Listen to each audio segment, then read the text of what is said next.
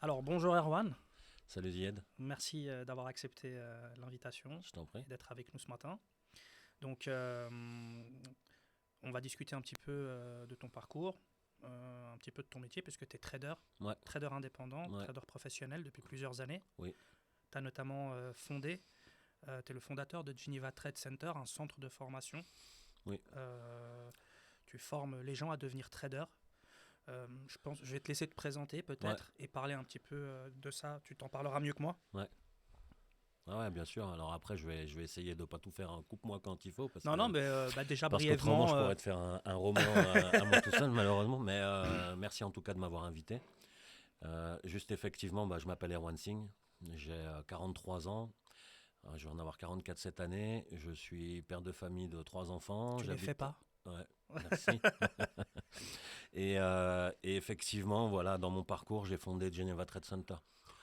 Alors après, est-ce que tu veux que vraiment je te parle que de Geneva Trade Center ou Alors, est-ce que tu as... t'as Voilà. fondé Geneva Trade Center en quelle année? Ouais. Alors j'ai créé... Alors voilà, bon, je vais venir un petit peu du coup, un petit peu quand même à l'histoire de GTC et comment c'est né. Ouais, J'ai créé GTC à la suite d'un constat, c'est qu'à Genève, il n'y avait pas de salle de marché pour traders indépendants. d'accord. Moi, je sais que pour moi, ça avait été un grand choc à l'époque parce que en 2010, quand je souhaitais vraiment travailler mon trading avec des gens autour de moi, je me suis confronté à une réalité genevoise que personne ne comprend, c'est qu'il n'y a pas vraiment d'environnement pour le trader à Genève. Ça semble bizarre parce qu'en fait, quand on le dit comme ça, on se dit, toi en plus, je sais que enfin, toi, tu es du coin comme moi, et il y a quand même ça qui est important de comprendre, c'est que Genève, même si c'est une grande institution genevoise, mondiale, pardon, une place financièrement mondialement reconnue, on a quand même l'impression que c'est le berceau de la finance quand on vient d'un monde extérieur. D'ailleurs, je Mhm. pense que peut-être ceux qui nous écoutent et qui ne sont pas d'ici doivent se dire qu'est-ce qu'ils racontent. À Genève, on est quand même dans un endroit où le trading, c'est très présent, effectivement, mais c'est présent par des gestionnaires de fortune, Mhm. par des hedge funds, par des grosses sociétés dans le private equity ou encore dans les commodités, les matières premières, puisqu'on regroupe les 5 plus grosses sociétés qui ont les plus gros portefeuilles d'intervention dans les matières premières ici à Genève, Mhm. effectivement, des Gunvor, des Amundi, etc. Et du coup, c'est vrai qu'on peut se dire pourquoi finalement il dit que le trading c'est pas mis en avant ici. C'est parce qu'en fait, moi, je parle vraiment du nouveau métier de trader indépendant. Moi, ça fait longtemps que je sais et je pense que le métier de trader indépendant, c'est un métier qui allait se développer énormément dans la tête des gens, surtout comme on a pu le constater depuis le Covid. Mhm. Quand il y a eu le Covid, hein, nous, il y a notre salle, elle était restée, notre salle des marchés. Après, je viendrai un peu sur l'histoire un peu plus précise. Mais c'est vrai qu'on peut se dire que les traders indépendants n'étaient pas mis en valeur. C'est-à-dire que personne ne tradait pour soi-même à Genève avant. Ou du moins sans le dire, sans l'évoquer. Mhm. Mhm. On parle toujours des traders qui appartiennent à des grosses institutions. Et ça, c'est clair que c'est très présent. Il y a plus de 1000 gestionnaires de fortune juste dans le camp en Suisse romande qui gèrent quasiment 1 milliard De de sous-gestion. sous-gestion. Hein. Ouais, C'est quand même des montants énormes. bien sûr. Ça, c'est vrai que c'est très présent. Mais Donc, en gros, si je résume, tu arrives à Genève et tu fais le constat moi, je que, me dis qu'il n'y a pas de trader, de salle de marché pour traders voilà, indépendants. que le Ah, trading, que la finance elle est et plus. présente, le trading est présent, mais qu'il appartient un peu à une verticale élitaire. Ben, Et puis, c'est tu, là qu'est née l'idée de vouloir le ouais, démocratiser. parce que moi, je vois deux mouvements en fait qui sont en construction.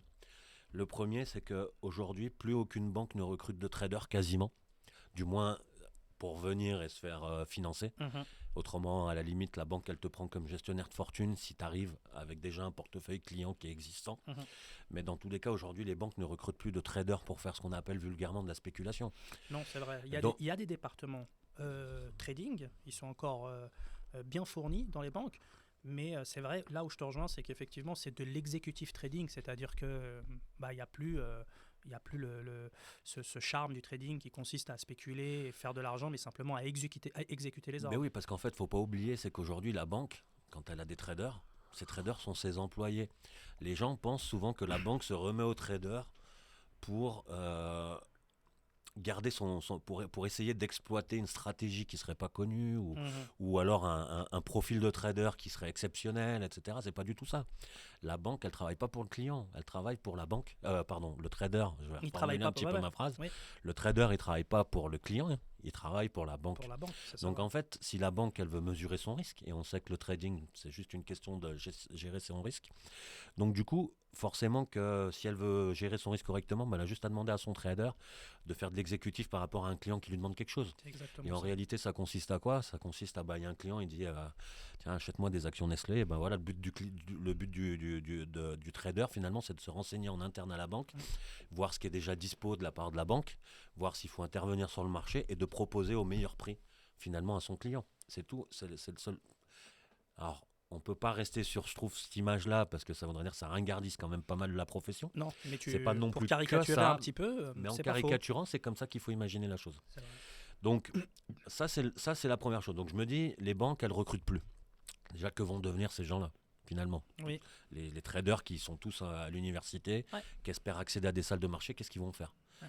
Ça, c'est la première chose. Le deuxième constat, voilà, et je vais accentuer un peu plus ça avec la situation du Covid, c'est que quand il y a eu le Covid, on a vu une explosion, nous en tout cas, des gens qui souhaitaient se former en ligne pour apprendre le trading. Et on a surtout vu qu'aujourd'hui, les gens veulent tous devenir indépendants. On en a tous marre, que ce soit dans n'importe quel métier, d'être soumis quelque part à la situation économique d'une entreprise, d'un patron. Aussi, il y a la bonne humeur d'un patron, aussi, il y a Mhm. toutes ces décisions. Et Bien du coup, on sûr. a tous de plus en plus envie de devenir indépendants. Mais ça, on le voit clairement, hein. Il y a 20 ans, les Et, gens. ouais, et devenir indépendant, bah, ça veut dire travailler pour soi-même. Ça veut dire avec ses propres opinions, etc. Donc ça veut dire travailler avec son propre capital, son propre argent. Donc de un, on voit que les banques ne recrutent plus quasiment, ou que c'est très compliqué d'y accéder. Mhm. Et deuxièmement, on a une évolution de la demande à être indépendant. Donc finalement, ces deux choses-là font que comme si on asséchait le marché de l'emploi dans le trading, et en plus, on a une demande qui augmente. Qui est Donc, que croissante. vont Ouais. faire ces gens-là? Forcément, bah, ils vont vouloir essayer par eux-mêmes d'arriver à un résultat. Et c'est pour ça que vraiment, le métier de trader indépendant, même si ça fait aujourd'hui une dizaine d'années, je dirais que sur le net, en tout cas, on fait un forcing là-dessus, mais ça prend vraiment toute son ampleur aujourd'hui, et c'est que le départ. C'est que le départ, parce qu'on voudra toujours de plus en plus être indépendant. Alors c'est comme ça qu'en 2017, effectivement, quand je vois qu'il n'y a pas de salle des marchés qui propose des environnements à Genève, je me dis, bah tiens, c'est ce que je vais faire. Voilà, ça, c'était mon idée de base. Et puis après, bon, moi, je me suis découvert aussi une étiquette beaucoup plus entrepreneuriale que trader. Donc aujourd'hui, je trouve que je suis plutôt un entrepreneur qu'un trader. Je trouve que simplement, trader, c'est un produit en lui-même. Le trading, du dropshipping, on pourrait Mhm. parler, du Mhm. e-commerce, plein de choses, vendre des formations, vendre des produits digitaux, enfin plein de choses. Pour moi, c'est que des produits. Le trading, les marchés financiers sont un produit. Par contre, en termes d'état d'esprit, Oui, qui est commun, on est entrepreneur. il y a Et quand effectivement. on est entrepreneur, on peut aller dans n'importe quelle industrie. Moi, ça m'anime même à la limite d'aller dans des industries que je ne connais pas à la Mhm. base et dans lesquelles je vais pouvoir essayer d'y mettre un petit peu mon grain de sel avec ma façon de voir les choses. Et je vois qu'à chaque fois, ça peut marcher. Donc effectivement, en mars 2018, Ouais. exactement. Ouais. En fait, en décembre 2017, j'ai l'idée. Ouais. En mars 2018, officiellement, je dépose la marque Geneva Trade Center D'accord. et je l'exploite avec une salle des marchés à Genève, la première. Et puis ensuite en 2020 à Paris et en 2022 à Sion. Et Incroyable. voilà en gros dans le début de l'histoire. Mhm. Après on viendra peut-être à la suite. Donc je me ferai une joie d'y parler. Ok. Et puis voilà. Sinon dans le trading j'y suis venu en 2000, dans les années 2000. Ouais. J'allais te poser la question. Donc, comment tu rencontres, tu Ouais, rencontres le trading? les Comment marchés. tu apprivoises ce métier? Tu Ouais. tombes dedans par hasard, ou est-ce que tu as une formation finance de marché à la base? Ouais, alors je vais venir vraiment au début du parcours, c'est intéressant, c'est que je ne suis pas du tout issu soit d'une école de commerce, soit dans la finance, soit rien à voir avec ça, à la base je suis électricien, j'ai passé un CAP, BEP d'électricien en France, Euh, C'est les antipodes, là. et c'est vrai, ouais, ouais, exactement. Alors après c'est drôle parce qu'on s'aperçoit qu'il y a quand même des liaisons entre les Oui, deux bon. métiers, mais qui viendront bien plus tard, Oui, mais en tout cas dans les années 2000, allez 1999, c'est là où j'ai passé mon diplôme. d'accord. Je rentre pour la première fois dans une salle des marchés parce qu'à l'époque, je travaillais pour une boîte d'électricité qui tirait ce fameux câble informatique. cette RJ45 qui permettait d'avoir le haut débit. Oui. C'était la révolution du câblage informatique dans tout ce qui était structure informatique. Mhm. Et du coup, c'est comme ça que je vais rentrer dans une première salle parce que la boîte pour qui je bossais, elle était chargée de tirer des câbles chez Lombard-Odier à l'avenue des Morgines. Donc pas Oui. très loin Mhm. d'où en plus après j'ai eu ma salle des marchés. Juste. Et, euh, et du coup, je tire ces câbles-là, je rentre dans une salle dans laquelle il y a des postes avec des 4, 8 écrans, 16 écrans. Nous, déjà, c'était cette époque-là, je sais pas, on est à peu près de la même génération, toi et moi. C'était déjà compliqué hein, d'avoir C'est une révélation à ce moment-là pour toi? Non, pas Pas encore encore. tout de suite. D'accord. Oui, dans la journée, je me dis, quand je vois ça, ça m'attise ma curiosité et ça m'attire. Ça Ok. m'attire. Mais c'est pas encore le moment où je me dis, je veux faire ça. Par contre, les choses que ça a révélé, c'est que moi, chez moi, j'habitais chez mes parents encore à ce moment-là, à Thonon-les-Bains. Ok. J'avais du mal à avoir un PC avec un écran qui fonctionne correctement. Mhm. J'avais ces vieilles connexions Internet avec ces vieux modems Vraiment. 52K. M'en parle pas. Ouais, hein? M'en parle pas, j'ai dit Ouais. je m'en rappelle. Ouais. Et C'était puis du catastrophique. coup, c'était comme le Minitel, quand on voulait afficher une page, ça faisait des bips monstrueux Ouais, c'est juste. pour afficher une page. Et moi, je me dis, putain, ces mecs-là, ils ont quand même 4 8 écrans, qu'est-ce qu'ils font, quoi? Et ça avait l'air de fonctionner. Alors après, je demande au mec de ISS, je sais pas si tu connais cette entreprise qui a une boîte de facility Facility management. management, bien sûr. Ils Qui font de la nous a- sécurité, ils Ouais. font aussi de la facility. C'est une Exactement. grosse Et boîte. eux nous faisaient travailler. C'était eux qui nous avaient mandatés. D'accord. Et le mec, il me dit, ils sont traders. Moi, j'ai dit, c'est quoi ce job et tout? Parce que j'avais aucune. Il n'y avait pas Internet comme ça l'est maintenant non Ouais, plus. bien sûr. Ouais. Maintenant, on a Google qui prédomine l'Europe. Bing aussi, par exemple, aux États-Unis, Mhm. qui est très présente. Mais à l'époque, il n'y avait pas ça. Il y avait Yahoo, Lycos, les premiers moteurs de recherche. Ouais. Si tu tapais, moi je m'en souviens, j'avais tapé comment devenir trader à l'époque, il n'y avait rien qui Il y avait sortait. rien qui sortait, Même bien sûr. trader, il n'y avait rien qui Ah sortait. non, bah non. Et du coup, ça m'avait interpellé. Et derrière, après, une fois qu'on avait fini un peu notre travail, on a eu l'occasion de voir aussi les PC allumés, Mhm. les tests avec la plateforme de trading qui s'allumait. C'est la première fois de ma vie que j'ai vu du coup des postes avec non seulement plein d'écrans, Alors, t'as quel âge à ce mais en moment-là? plus avec du coup des plateformes d'analyse technique, des graphiques, des machins, Ouais. des trucs, je comprenais rien. J'avais 20 ans. T'avais 20 ans. J'avais 20 ans, donc du coup pour moi là, je me suis dit, c'est ça que j'aimerais faire. Ok. Et j'ai appelé le rectorat à l'université, donc ici en fait à l'université à Plein Palais. Genève, ouais. Et je demande comment on fait pour devenir trader. Et là, la nana, elle me répond, pour devenir quoi? Et là, je me dis, attends, on se répète un peu les mêmes choses qu'au départ, mais Ouais, mais c'est là que tu je te me rends dis, compte qu'il y a un vrai. comment c'est possible? Je me dis, attends, on est à Genève, là, trader, je lui dis trader. Ouais, bien sûr. Elle me dit, je sais pas de quoi vous parlez. Et elle me Ouais. dit, non, je lui dis, bah, c'est dans la finance. Je suis allé à la banque. Ah, mais elle me dit, Non, ok. on a un bachelor en non, mais ça, économie. nous, on sait pas. Nous, c'est eux qui les forment en interne ou qui font leur Ouais. tambouille, etc. Ouais. Mais effectivement, nous, on est des bachelors en économie, des masters de finance, Ouais, c'est etc. ça. Bah oui, des bah gros oui, diplômes clairement. là-dedans. Mais derrière, après, ça, c'est plutôt le côté pratique. Puis ça, ok. Alors, du coup, tu te formes comment? Enfin, comment tu deviens trader concrètement? Tu te fais comment la main? Ouais, bah en fait, c'est là que déjà, je me dis, il y a quand même parce que, ouais, j'ai une rencontre, en fait, à la Barclays Bank. Un Ok. trader de la Barclays Bank avec qui j'ai l'occasion de discuter, il parle français. Ok. Moi, je parlais pas un mot d'anglais. Ouais. Barclays Bank, qui est une banque anglaise. Hein. Oui, tout à fait. Et eux, ils étaient à l'époque, alors je sais pas s'ils le sont encore maintenant, mais ils étaient à la rue d'Italie, à Genève, Oui, exactement. c'est juste. Il y avait un entresol dans lequel on s'imagine les traders, comme dans le fameux film, Ouais, bah, c'est avec ça. Michael Douglas à l'époque, où on les imagine en haut d'un building, en train de faire les patrons avec un devant seul une baie vitrée Ouais, avec un ça n'a double rien nœud à voir avec ça. Windsor. Moi, ils étaient dans les meilleurs. Ils Ouais, étaient ils dans étaient un, en t-shirt, en jean.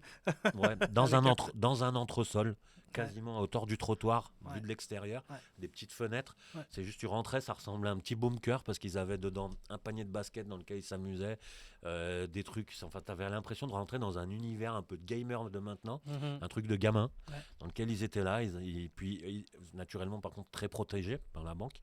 Et il y avait même une secrétaire à l'entrée qui filtrait les gens qui voulaient venir les voir. Ouais. Et surtout, la moindre demande, effectivement, elle répondait. Le café, servi d'un thé froid, d'un croissant. Enfin, elle faisait les allers-retours pour eux. Voilà, mais c'est la seule chose. Par contre, faut pas imaginer que c'est comme non plus dans le Loup de Wall Street où tout le monde est exubérant.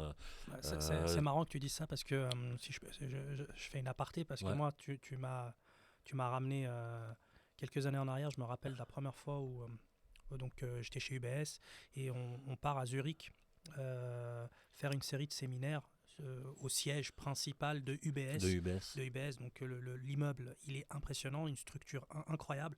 Ah, Et donc vu, du coup, ouais. tu rentres dedans, c'est un pays, quoi. Et on passe d'étage en étage, de département en département. Ouais. Et tu sais, UBS, voilà, c'est très protocolaire. Tout le monde est en costume, c'est costard cravate, c'est vraiment c'est corporate. Et quand on arrive au département trading et qu'on franchit la salle des marchés, j'oublierai jamais. Ouais.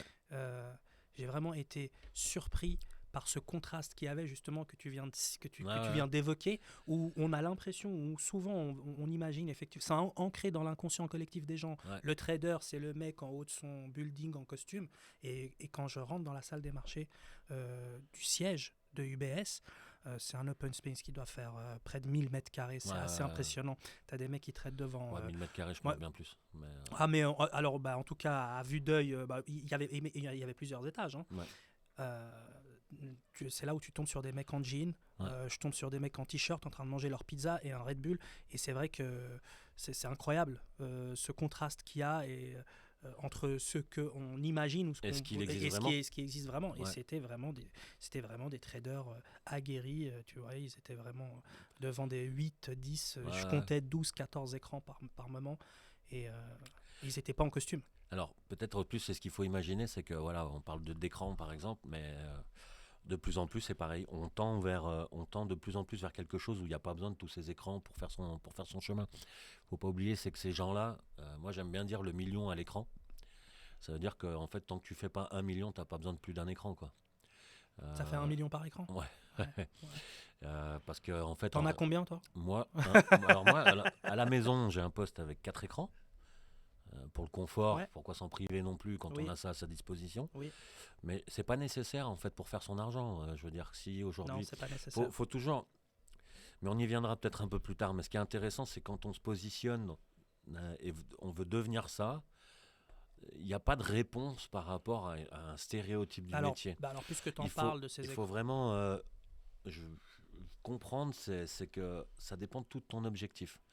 Alors, je vais juste finir quand même avec ce que tu m'as posé dans ta précédente question, à savoir comment. Moi, je suis venu aussi au trading un peu plus de manière approfondie et professionnelle. C'est que déjà, moi, j'ai une chance énorme. C'est qu'à l'époque, il n'y a pas Internet comme maintenant. Il n'y a pas les réseaux sociaux comme maintenant. Donc, moi, je ne suis pas pollué avec plein de fausses idées et plein de facilités qui pourraient m'avoir emmené dans des mauvais chemins. Ça, c'est la grosse différence. À l'époque, il n'y a pas ça. Donc, moi, je cherche vraiment plutôt du contact relationnel sur le terrain plutôt que essayer de trouver des choses sur Internet. Oui. Et comme je te l'ai dit, je rencontre un trader à la Barclays Bank avec lui, je peux échanger. Il me dit surtout, je lui demande moi comment je fais pour faire ce que vous faites. Puis il me dit, puis lui me tutoyait. Ouais. Moi, je le voyais. Et il me dit, mais tu veux faire quoi en fait ? Je comprends pas. Je lui dis, comme vous, trader. Et puis, en plus, à cet âge-là, vu que j'étais cupide par le fric, je cherchais que ça. L'humain m'intéressait très peu. Ouais. Donc du coup, je lui dis, j'avais un ton en plus où quasiment je m'agaçais. Et c'était drôle parce que lui, il l'a bien pris, heureusement. Et je lui dis, il me dit, mais tu veux faire quoi ? Je comprends pas. Et puis je lui dis, comme vous. Et puis je lui montre ses écrans, tu vois. Puis il me dit, ok, il me dit, je vois que tu piges rien. Et du coup, il essaye de m'expliquer un peu plus comment fonctionne le métier du trading. Alors là, j'arriverai pas à expliquer comme ça parce qu'il faudrait un tableau blanc, etc. Puis je le fais lors de mes séminaires ou même sur notre chaîne YouTube, on retrouve ce que j'explique. Oui. Mais par contre, il me dit, c'est côté anglophone en fait qu'il faut apprendre les choses. Et il me dit, ici à Genève, tu n'apprendras rien. Alors c'est là encore une fois où tout tombe parce que encore une fois, on en revient aux premières images qu'on se faisait de Genève. Et il me dit, si tu veux vraiment apprendre, c'est avec des méthodes anglophones. Alors pour synthétiser un petit peu, après j'ai la chance d'avoir un contact, de pouvoir me renseigner, de pouvoir partir plusieurs fois à Londres, de revenir, etc. Mais pendant 4 ans, bref, j'ai construit mon expérience autour des méthodes londoniennes. Et c'est comme ça que j'ai appris à... Donc du coup, tu pars à Londres ? Je pars à Londres, voilà. J'ai une famille à l'époque dans laquelle j'ai déjà 2 enfants, donc je pars, je reviens, je pars, je reviens. Okay. Voilà, je suis pas quelqu'un qui fait 4 ans non plus à Londres. Et à Londres, tu fais quoi ? Alors du coup, tu intègres une société, tu trades ? J'intègre une filiale d'HSBC, en fait, une salle des marchés dans laquelle c'est des traders indépendants qui sont chacun indépendants. Ça veut dire qu'ils sont pas forcément employés de la banque. Dans lequel ensuite il y a des schémas déjà de... même si j'aime pas trop en parler, mais des schémas dans lesquels fiscalement ils sont tous optimisés, dans lesquels les bons, on leur fournit des fonds, Ouais. Voilà, la banque récolte des clients. Mhm. Si lui, il est bon, ben, on lui fournit le client, Ouais. etc. Puis après, il y a une répartition des bénéfices qui se fait comme ça. Ok. Et surtout, ce qui est intéressant, et c'est ça qu'il faut parler plus qu'autre chose, au final, parce que Londres, ça fait vendre en parlant comme ça fait bien, il s'est formé là-bas, mais c'est pas ça qu'il y a à retenir. Ce qu'il y a à retenir, c'est vraiment le décalage des outils qui sont utilisés dans les mondes anglophones, dans Mhm. le monde anglophone et dans le monde francophone. On dit souvent déjà que dans l'entrepreneuriat, on a 10 ans de retard entre les États-Unis et les Européens. Mhm. Je dirais que dans le trading, on a 40 ans de retard. Il y a des outils comme le market profile, moi je comprends pas qu'on l'utilise pas. Alors, tant qu'on. C'est des outils qu'il faut avoir la lumière dessus pour comprendre son utilité. Mais je comprends pas, ça existe depuis 1982. Ça a été construit à Chicago, tout Mhm. de suite ça a été adopté par la planète anglophone, tout de suite. Il y a, côté français, on imagine encore qu'un simple graphique suffit à faire de l'analyse, à comprendre. Alors voilà, Oui, c'est ce qu'on voit de manière générale, c'est c'est ce là qu'on voit, hein, voilà. Alors après, je veux rien dire parce que ça fonctionne un graphique, mais ça dépend tout de ce qu'on veut faire. Un graphique peut suffire à partir du moment où je cherche à faire du très long terme, où je cherche uniquement à faire des achats sur le marché, à partir du moment où je souhaite juste une rentabilité sur un capital, voilà, une rentabilité Mhm. annuelle. Mais à Mhm. partir du Mhm. moment où je souhaite en faire du trading un vrai job à part entière pour construire un revenu, c'est-à-dire que tous les jours je vais m'asseoir devant mon poste et essayer de dégager de l'argent, Ouais. c'est-à-dire que je dois avoir des méthodes quand même qui sont très précises. Je deviens un peu un ouvrier des marchés, donc finalement mes outils sont super importants. Ma façon d'être, je dois pouvoir dégager mon capital en fin de journée, parce que quand je dors, je veux être tranquille, enfin, etc. Ouais. Donc je dois apprendre à construire un revenu. Si je veux construire un revenu, voilà, il faut que ce soit plus précis que ça et qu'on s'oriente vers vraiment des trucs très techniques. Et pour faire des choses techniques, il faut un maximum d'outils pertinents. Et ça, du coup, alors que je vois que sur Internet et les réseaux, tout le monde souhaite devenir trader et en faire un métier et tous les jours dégager de l'argent, ça veut dire qu'on ne fait pas le bon chemin en s'intéressant juste au graphique. Donc du Voilà. coup, je résume un petit peu. Tu pars à Londres, tu tombes amoureux du trading, tu Ouais. intègres une filiale d'HSBC, tu te Ouais. fais un petit peu la main et tu reviens du coup à Genève avec 40 ans d'avance sur ce qui se fait ici, si je caricature un petit peu. En- Et c'est de là que naît l'idée de créer Non, GTC. même pas, parce que moi, c'est vraiment en 2010 où je suis vraiment intéressé à ma carrière sur Genève. Donc c'est fin 2010, là, à peu près. Euh, Fin 2010, en fait, quand je m'intéresse à bosser à Genève, Mhm. vraiment de façon proactive, Mhm. je reviens à mes fondamentaux, bizarrement. Je reviens à mon métier d'électricien. D'accord. Alors, j'ai mon trading dans mes armes, dans mes munitions. Donc, le trading est quelque chose que je fais tous les jours. Mais je m'aperçois que pour le faire et le réaliser, moi, 2-3 heures par jour me suffisent. Alors, Aujourd'hui, on est quand même vraiment dans un. réellement, est-ce que réellement aujourd'hui, Ouais, parce que pour les gens qui nous écoutent, ouais. est-ce que réellement aujourd'hui, 2-3 heures par jour, avec euh, une méthode claire, tu es capable de gagner ta vie? Alors, si tu le permets, on va y répondre en faisant un jeu des questions. Bah, je Ok. t'en prie. Est-ce que par exemple, mais on va tout prendre par exemple, quand tu commences un job en général, pour l'apprendre, combien de temps, est-ce que 2 heures par jour ça te suffit pour apprendre un métier Non, et l'expérimenter? non, Non. Donc au départ, il te faut 8 heures par jour, peut-être 10 heures. d'accord. Par contre, après, une fois que tu as acquis peut-être ton CAP, ton BEP, ton CFC, ton diplôme, avec un Donc ce minimum que tu dis, c'est d'expérience, qu'après avoir acquis un certain nombre d'expériences, un certain nombre de compétences, à terme, tu peux générer un revenu en tradant que bien sûr, 2-3 heures par bien jour. sûr, c'est clair, ça devient même contre-productif de rester plus longtemps devant Mhm, son écran. mhm.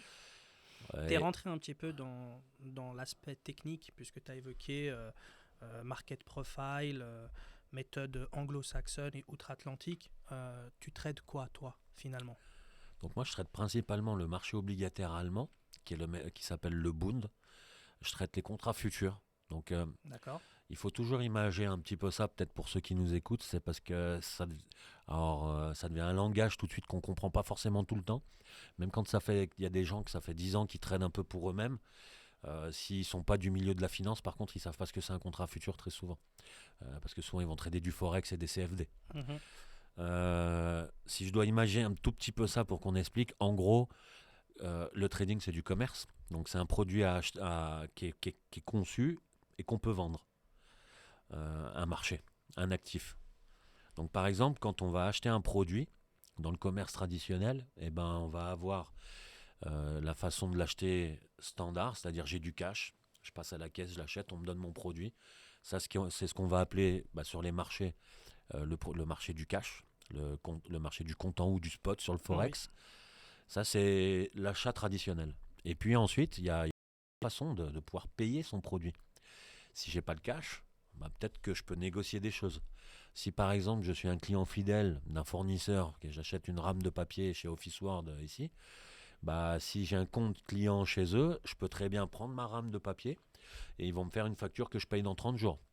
Ça, c'est par exemple, ça c'est ce qu'on va appeler un produit dérivé sur les marchés financiers. Un produit dérivé est une façon de financer quelque chose. Et on dérive légèrement le produit pour souvent attirer des liquidités. Mhm. Et par exemple, le contrat futur est un produit dérivé. C'est exactement l'exemple que je viens de donner. Le contrat futur, par exemple sur le Bund, le CAC 40, sous un autre actif, le DAX que les gens connaissent. Le Bund, souvent, il n'est pas très connu. Hein. Ouais. Et Donc le Bund, je vais pouvoir... c'est la dette, c'est le marché de la dette C'est le en marché, Allemagne, c'est ça? c'est la dette allemande. C'est Quand la on dette sait que allemande. l'Allemagne est l'économie prédominante en Europe, hein, avec la Deutsche Bank surtout, Mhm. c'est clair que du coup le marché de la dette est référent. En Allemagne, c'est pour ça que les traders professionnels vont souvent intervenir dessus. Mhm. Alors pourquoi on traite les contrats? Alors le contrat futur, comme je le disais, c'est vraiment un produit dérivé. Donc c'est simplement une façon d'acheter le Bund qui permet simplement, moyennant à plus petits investissements, d'acheter Mhm. un produit qui vaut 100 000 balles. La dette allemande, un contrat, ça vaut 100 000 balles. D'accord. Il n'y a pas de frais de change, par exemple, c'est marrant, sur le Bund. Ok. Donc, je peux l'acheter en francs suisses ou en euros, ce sera Mhm. toujours 100 000. Ce sera toujours 100 Et 000. j'aurai un contrat. Il y a des gens d'ailleurs qui jouent avec ça sur les marchés. Ok. Donc, pour en revenir à ça, ça veut dire que je peux acheter mon produit et le payer plus tard à 30 jours.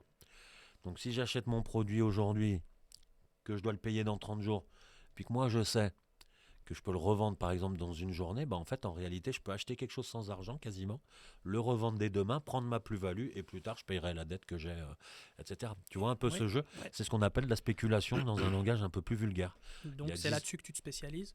Moi c'est là-dessus que je me spécialise, qu'on m'apprend en tout cas à trader, D'accord. parce qu'on m'apprend que quand tu es un trader professionnel très actif sur les marchés, la plupart des marchés ou des connaissances que tu vas avoir sur les autres marchés vont simplement t'aider à intervenir sur celui-là. Mhm.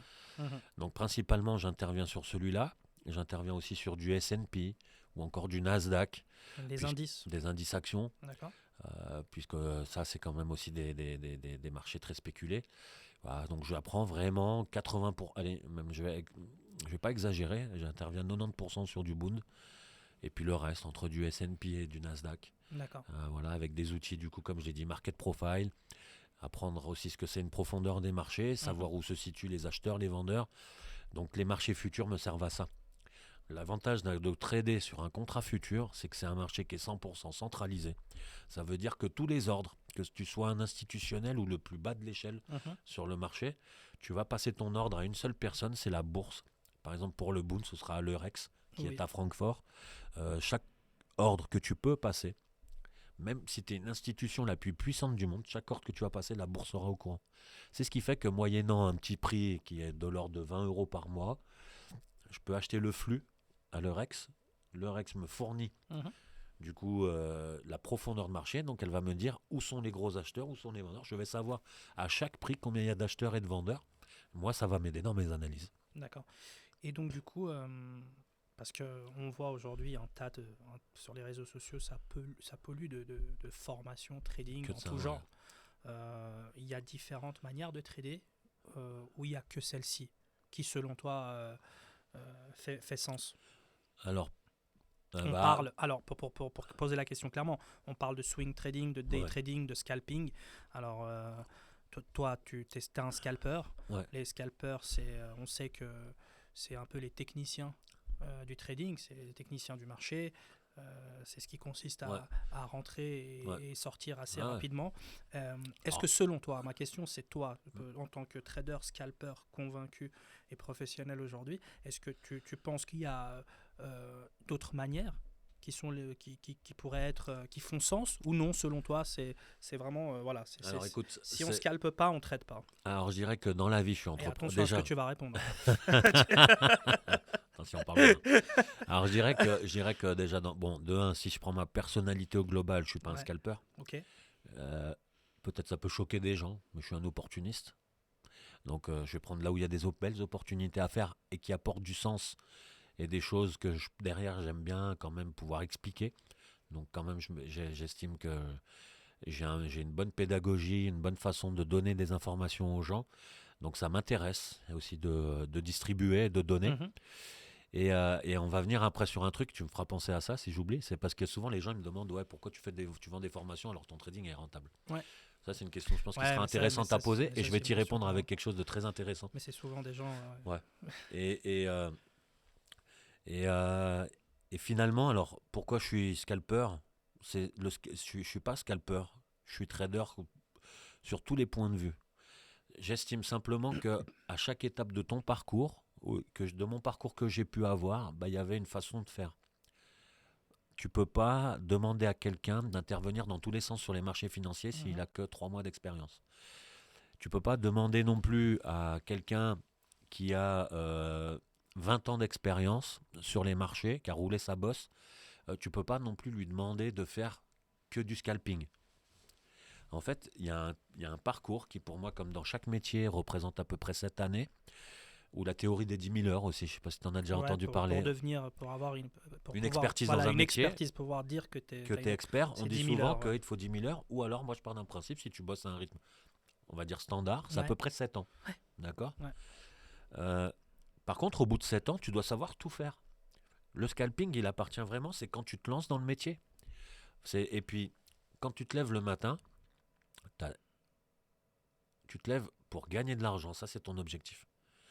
Autrement, tu te lèves pas, puis tu restes un peu plus C'est solide et tu c'est profites de ta l'objectif de vie, tout le monde. d'accord? Hein. Quand on se lève tôt, en général, c'est parce qu'on souhaite gagner de l'argent. Ouais. Ensuite, quand tu souhaites gagner de l'argent, bah, il y a deux hypothèses. La première, c'est soit tu souhaites rentabiliser un capital que tu as déjà de côté. Mhm. À ce moment-là, tu as déjà roulé ta bosse avec ton métier, tu as fait des économies. Et à ce moment-là, c'est cet argent-là que tu cherches juste à faire fructifier. Ça, c'est la première case. À ce moment-là, tu n'as pas besoin non plus d'y passer des milliers, des jours. Tu as juste besoin de mettre quelques bébés, quelques œufs dans différents paniers qui vont t'apporter chacun leur truc et tu cherches à te diversifier. Ou alors tu te lèves, c'est pour en faire un métier, c'est-à-dire pour construire un revenu. Si tu cherches à te lever ce matin pour faire ton revenu, ça veut dire que c'est de l'argent que tu as besoin de rendre disponible rapidement parce que tu as besoin de t'en servir pour payer tes factures. Si tu cherches à construire un revenu, ça veut dire que tu cherches à faire un métier. Si tu cherches à faire un métier, ça veut dire que tu as besoin d'acquérir des connaissances et de l'expérience. Si tu cherches à faire un métier, le métier, souvent, pourquoi on cherche à avoir beaucoup de connaissances quand on exerce son métier, c'est parce que chaque connaissance, elles vont me permettre une chose, c'est d'optimiser ma rentabilité au maximum, d'aller vers des scores qui sont assez exceptionnels. De deux, ça cherche aussi à diminuer mon risque. C'est pour ça que dans n'importe quelle profession, les gens des fois se disent mais pourquoi à l'école, moi tout ce qu'on m'a appris, je me sers que de 20% de toute façon. Bah Mhm. oui, mais les 80 autres, est-ce que tu penses que finalement tu les as oubliés? Non. Tu les as dans un coin de ta tête. C'est juste qu'elles ne te servent pas à appliquer les choses. Mais elles sont dans un coin de ta tête et bien souvent, j'en suis sûr que quand tu appliques tes 20%, il y a des choses auxquelles tu fais attention mais qui appartiennent à ces 80%. Mhm. Tu as besoin quand même d'avoir ça. Et puis sincèrement, moi je trouve que c'est super important quand j'exerce quelque chose. Moi j'ai pas envie d'arriver par exemple au coin d'un bar. Je sors ce soir, je discute avec quelqu'un qui est trader, par exemple, ou même quelqu'un qui n'est pas de la finance, puis qui me disent ouais mais pourquoi tu fais cette stratégie de trading? Et puis que je le donne, je sais pas, ça marche et tout. Non, moi j'ai besoin de, quand je parle, de Mhm. montrer aussi que j'ai ma connaissance. Bien sûr. Ça flatte un peu l'ego, ça te montre il y a de la reconnaissance derrière. Mhm. On a tous besoin de montrer qu'on est un petit peu expert en quelque chose, puis pas passer pour un teubé qui te regarde dans le blanc des yeux. Ouais, bien sûr. Voilà, parce que Et qui tu suit parce que la tu masse. comprends Ouais. pas ce que tu dis et parce que juste quelqu'un t'a dit fais ça, tu verras ça marche. L'argent, c'est pas le leitmotiv final quand même dans la vie. Donc faire du scalping, ça m'apporte mon revenu. Maintenant, faire du day trading, du swing trading, des choses plus long terme, investir, ça appartient à ma case diversification. D'accord. Donc en fait, il n'y a pas l'un ou l'autre. Il y a juste l'un ou l'autre en fonction de ton parcours et de ce que tu es, ce que tu recherches maintenant. Voilà, le scalping m'appartient quand je cherche à dégager du revenu un peu tous les jours. Et puis le reste des méthodes d'intervention, c'est plutôt du moyen long terme qui permettent d'acquérir, enfin de générer des revenus, mais plus sous un mode diversifié, avec de l'argent que j'ai pas besoin. Ok. Voilà, en gros. Donc du coup, pour les gens qui nous écoutent et qui veulent vraiment se lancer dans le trading aujourd'hui, Ouais. qu'est-ce que tu leur conseilles? Alors, mon premier conseil, déjà, c'est vraiment déjà de faire un état de la situation sur ce qu'ils veulent avec le trading. Si tu souhaites faire du trading juste pour de l'argent, bah, c'est comme tout job, hein, ça peut marcher un temps, mais ça ne marchera pas tout le temps. Naturellement, je vais venir par la case formation, parce que les gens l'oublient trop souvent. On pense que se former, alors, et c'est ça qui est grave, en fait, je trouve, parce que aujourd'hui, les gens, ils pensent que quand on prononce former dans un podcast, sur Internet, dans une interview comme on le fait maintenant, les gens pensent qu'on a un produit à vendre. C'est pas du tout le cas, c'est juste, oui, effectivement, peut-être derrière il y a ça, mais il n'y a pas que ça. Faut pas Non, il n'y a penser, pas que ça. faut pas penser négativement. Oui, je pense qu'il faut se former comme dans n'importe quel job, ça c'est une certitude. Donc je vais pas bannir ce mot-là parce qu'effectivement derrière, moi aussi je promouvois des fois des formations et les gens ne doivent pas penser que c'est parce qu'on vend des formations qu'on dit qu'il faut se former. Non, ça c'est la réalité du terrain. Je pense qu'on doit, même encore moi aujourd'hui, je me forme tout le temps et Bien en sûr, permanence. faut se D'ailleurs, former en continu. merci à YouTube. Parce Carrément. que je trouve que YouTube, Euh, c'est la première école de formation gratuite au monde. oui, Alors dessus, il y a à manger et à boire, mais on en a pour du gratuit. oui. Donc c'est clair qu'après, il faut avoir une belle capacité de discernement pour choisir plutôt l'un ou plutôt l'autre, ça, essayer de bien adapter ça.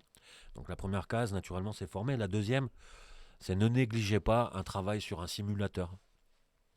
Il faut vraiment simuler ses Mhm. résultats. Il faut s'entraîner sur un simulateur comme le ferait vraiment un pilote d'avion. Une erreur que beaucoup font dans le trading, c'est-à-dire qu'ils Ouais. se lancent directement sur les marchés financiers dès qu'ils ont acquis certaines notions, et souvent ça donne des Bah, résultats dramatiques. le problème, c'est que les brokers, quand on cherche à se lancer au départ dans le trading, c'est vrai que souvent on n'a pas beaucoup. Il faut se mettre à la place des gens aussi, hein. C'est vrai qu'au départ, souvent on n'a pas beaucoup d'argent. Mhm. C'est pour ça qu'on cherche aussi des fois des solutions sur lesquelles on peut gagner un peu mieux sa vie, avec des façons de travailler différentes. Euh, le trading est facilement accessible. Et du coup, la première chose qu'on voit, c'est les brokers, souvent qui te proposent des périodes de démonstration pendant 15 jours, Mhm. auxquelles ils te prêtent 100 000 dollars en fictif. Tu peux essayer, souvent ça marche. Puis au bout de 15 jours, ils te disent maintenant, on va fermer ton compte de démonstration, tu as donné ton 15 jours. Si tu veux poursuivre, il faut mettre un peu plus Faut de. passer en réel, ouais. Ouais, en réel. Et les gens, comme ils ont vu que ça marchait pour soi. Moi, j'ai fait cette erreur-là, hein, au départ, j'en ai On pas l'a tous parlé. fait, hein. Et du coup, après, ça marche, on voit que ça marche au début, puis après, ça marche pas. Puis on voit qu'on n'a pas les connaissances, puis du coup, on crame souvent tout ce qu'on a gagné, voire l'argent qu'on avait même mis au départ. Alors ça, c'est la première chose, c'est prendre son temps. Mhm. Aussi, prendre son temps, apprendre à se former, appliquer. Ça, on a besoin de personne pour appliquer. On a juste besoin d'un peu de rigueur. On se met devant son poste, ce qu'on a peut-être appris, ben on essaie de l'appliquer jusqu'à ce que ce soit très régulier. Moi, je conseille au minimum 2 à 3 mois sur un simulateur de façon régulière. Régulière, ça veut dire quoi? Au moins 3 heures par jour, 4 jours par semaine, pendant 2 à 3 mois, jusqu'à ce que les résultats soient réguliers. On a la chance sur les plateformes professionnelles, comme Sierra Chart, Atas, Jigsaw ou encore CQG, d'avoir dessus ce qu'on appelle des traders analytiques. Ça veut dire Mhm. quelque chose qui va te pondre un rapport sur toi-même et tes comportements face au marché. Donc du coup, tant que tu n'es pas dans certaines stats, à quoi ça sert de se lancer sur les marchés en réel? La deuxième chose, c'est de ne pas non plus penser qu'il faut 50 000 balles pour se lancer. Aujourd'hui, on a la chance déjà d'avoir des propres firmes, et ça je ne m'étalerai pas forcément là-dessus, c'est des Mhm. gens qui vont financer ton compte si tu as du talent. Ça, on va pas développer un peu plus là-dessus, mais en gros, ça veut dire que tu payes un forfait, j'ai une Alors on période peut d'essai. commencer avec un.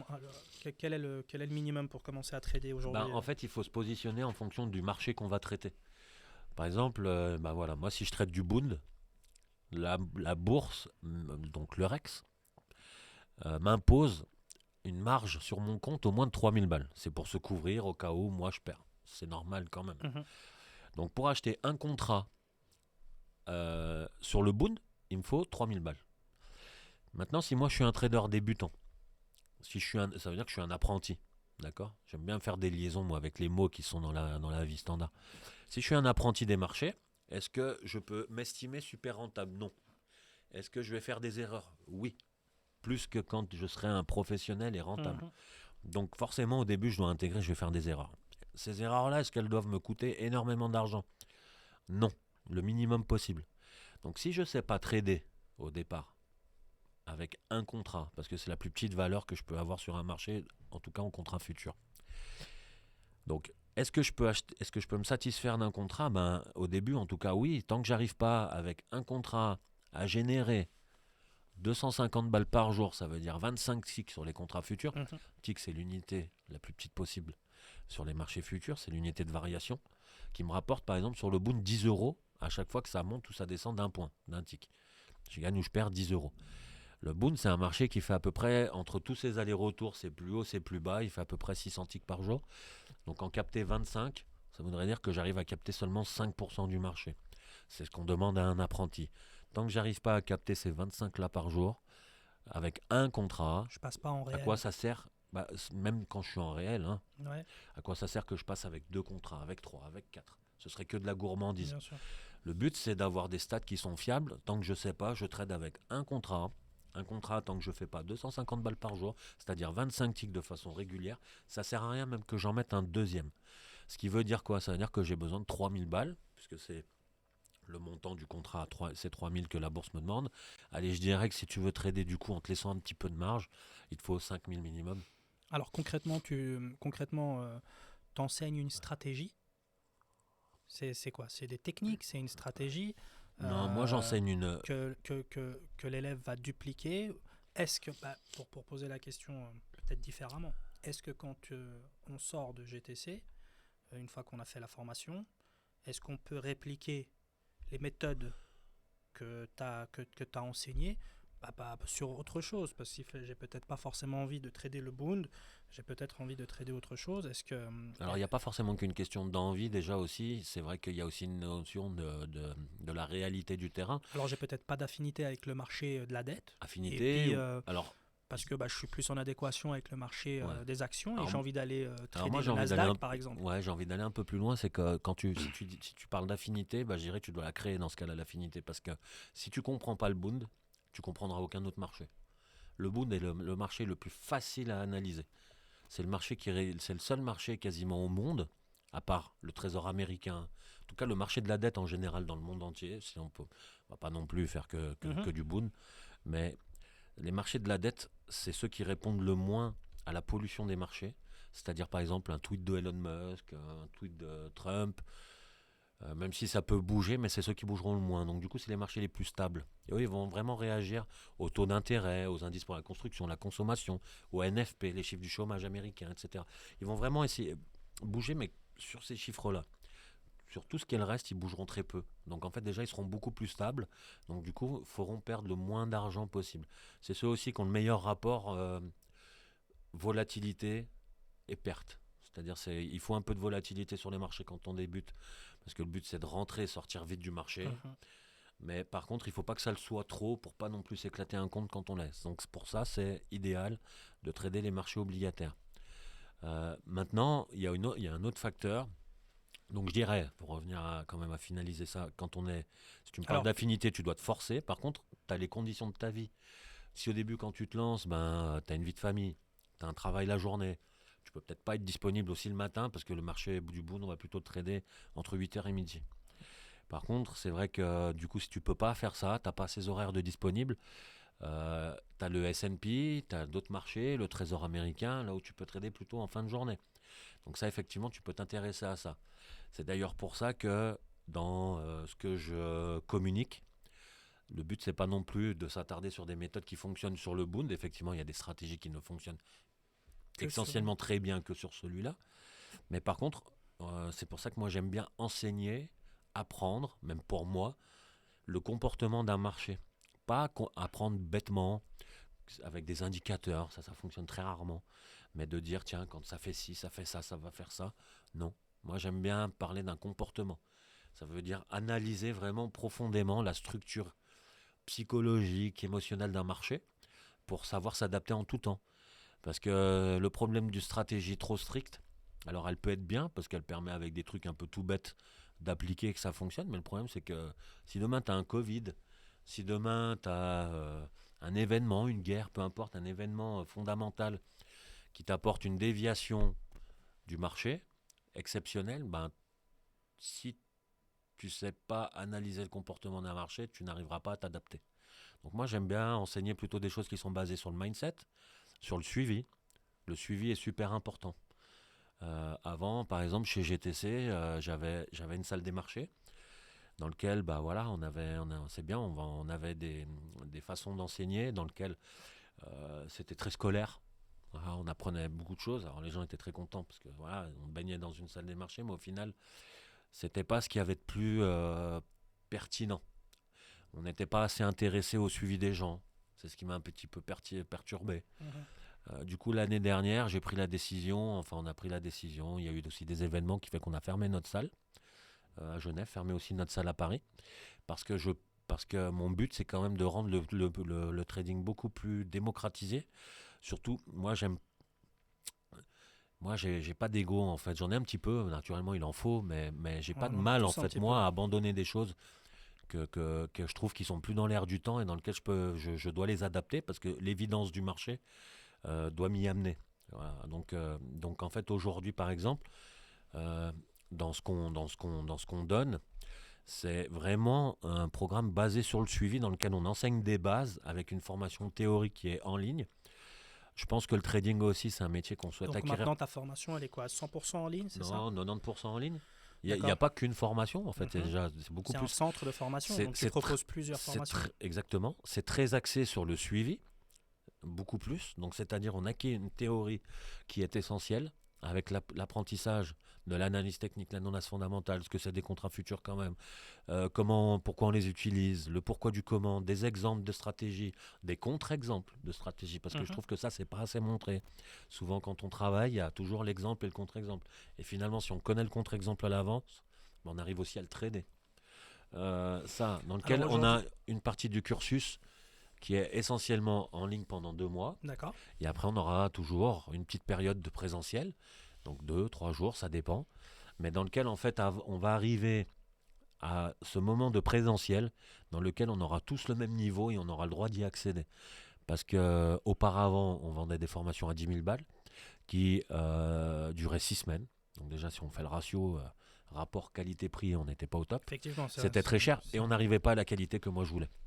Donc aujourd'hui, le fait de ne pas avoir la qualité que moi je voulais, ça a été un des gros éléments Alors, en combien de temps de décision. aujourd'hui une personne qui arrive chez GTC euh, est formée pour devenir Alors trader déjà, rentable?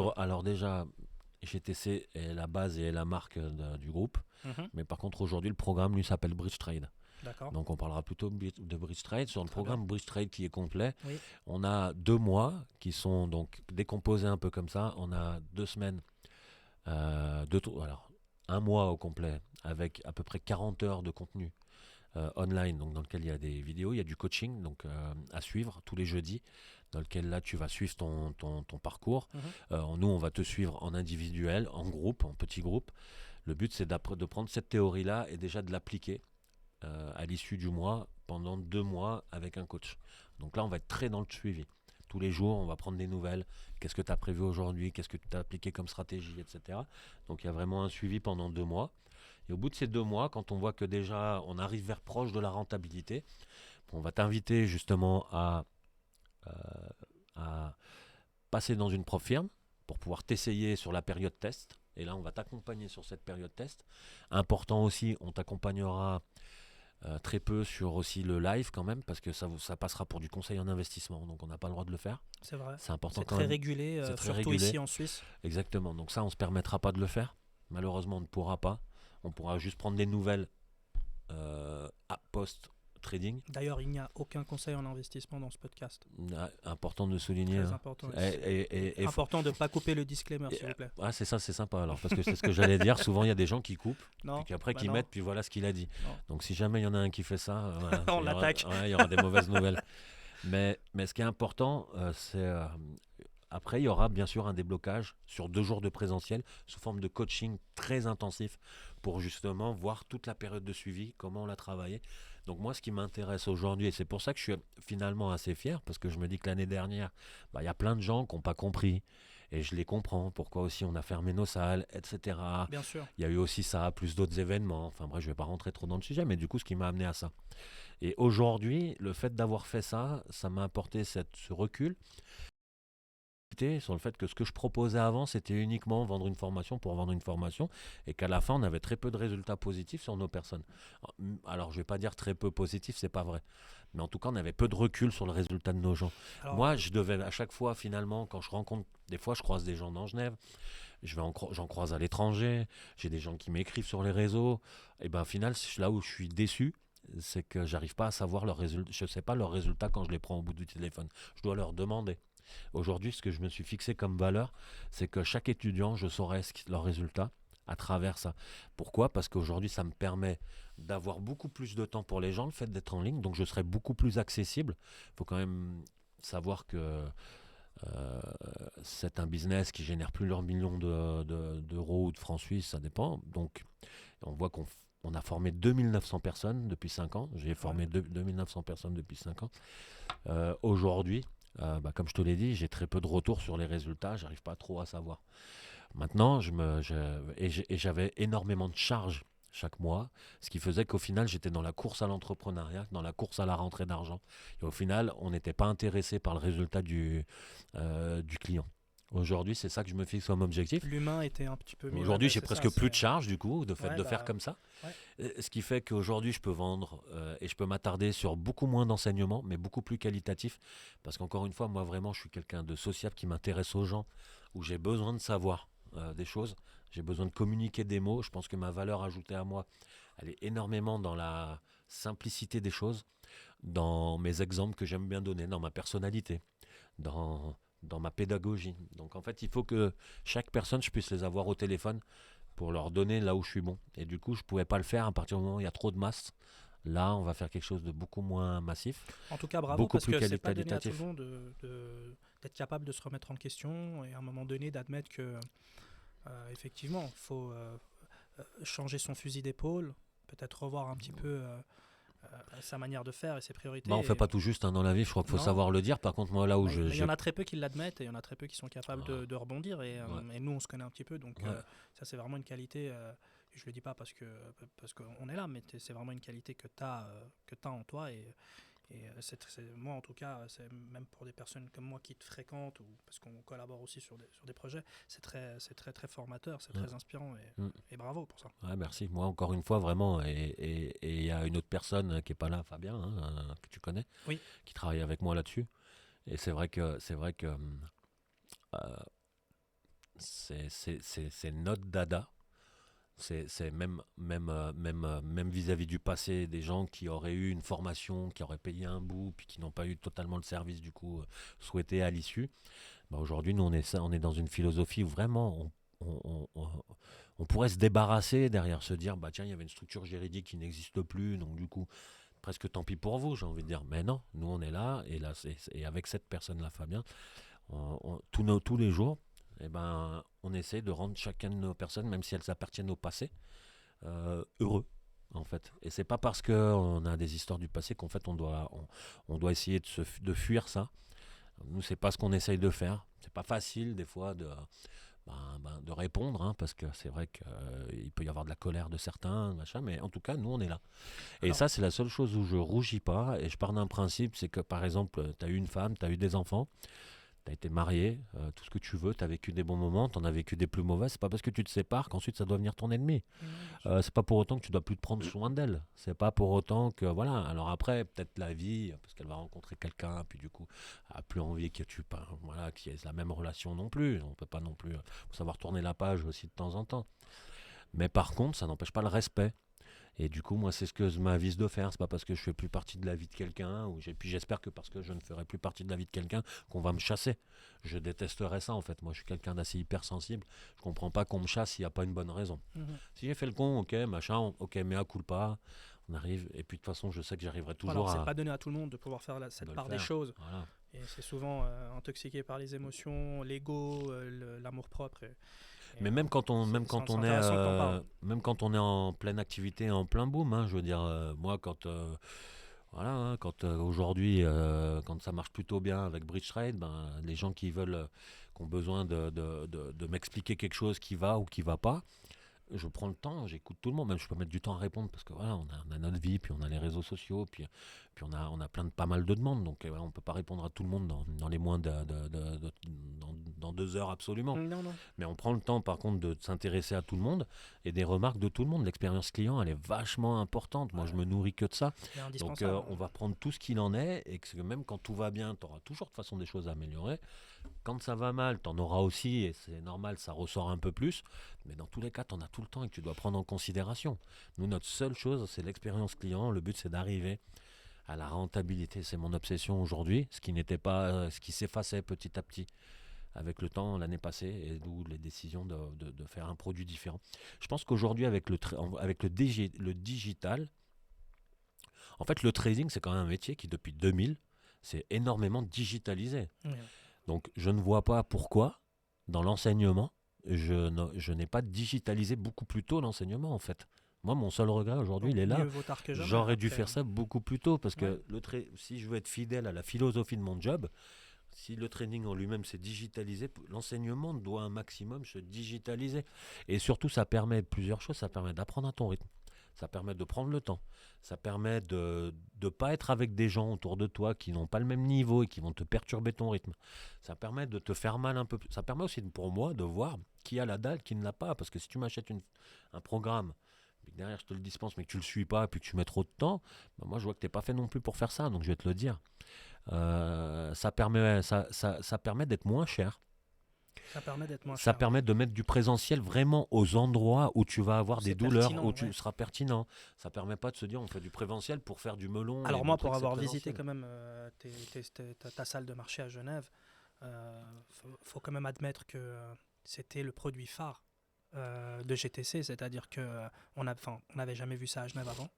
Un centre de formation qui proposait une salle de marché de cette Ouais. envergure C'est vrai. où réellement tu rentres et t'es Ouais. aspiré dans un monde Ouais. qui ressemble beaucoup à ce qu'on voit à la télé Ouais. avec des écrans et des graphiques et tout était en open space Ouais. autour de baies vitrées et je pense que malgré tout ça a beaucoup contribué au succès que tu as rencontré Ouais. Ouais. pendant cette période. Effectivement, alors c'est le regard de beaucoup de personnes, mais tu sais que ça a contribué à une mauvaise chose, c'est que ça a contribué à vendre des formations physiques. Mhm. Ça, quand tu dis de succès, on parle d'argent. Donc avant, je vais pas parler en chiffres, hein, mais j'avais des grosses sommes d'argent. Mais on qui peut si rentraient. tu veux. Ok, ben, on va y aller sans problème. Avant, on générait entre 250 et 300 000 francs de chiffre d'affaires par mois. D'accord. On avait à peu près 80-90% qui étaient consacrés à la formation physique. Donc effectivement, le fait d'avoir une salle contribuait à vendre des formations physiques, mais à 10 000 balles, On parle quand même d'un chiffre d'affaires qui avoisine les 4 millions par année. 3 millions. Ouais, entre 3 et 4 millions par Ouais, année. ouais. C'est respectable. C'est respectable, surtout au bout de 5 ans, dans une boîte qui existait depuis 4-5 ans, donc c'est énorme.